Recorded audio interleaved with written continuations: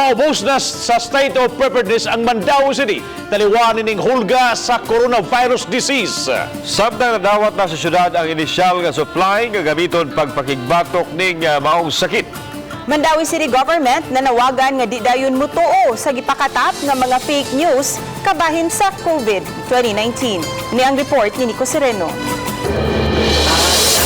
Sa opisina sa Disaster Risk Reduction sa Mandaue, naabta namo nga gihanay nining mga personnel ang initial supplies nga ilang nadawat. Inaagi sa emergency purchase, giprocure kini sa dakbayan batok sa coronavirus disease. Lakip niini ang mga N95 masks, goggles, gloves nga protective gear, mga alcohol ug disinfectant spray.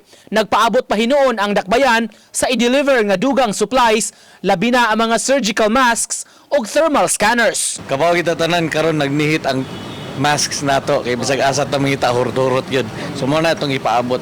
Ato gining bahin-bahinon sa tanan depende sa gidakon sa ilang barangay. Amuan ang inventory for dissemination na sa mga barangay. Samtang gipirmahan na ni Mayor Jonas Cortez ang executive order nga nagpaubos sa dakbayan sa state of preparedness.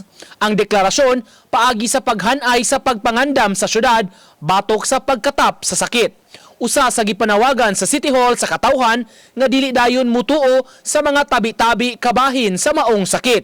Kagabi mitumaw ang taho kalabot sa pasyente nga giingong namatay sa usa ka pribadong ospital sa Mandaue nga giingong gumikan sa maong sakit. Apan gisalikway ug gihimakak kini sa mga tagduma sa ospital ingon man sa mga otoridad. Nagsigit ta og information dissemination, ako lang ihangyo sa atong mga netizens sa mga katawhan na stop spreading fake news, stop spreading misinformation. Uban ni Marlon Melgazo, Nico Sereno, Balitang Bisdak.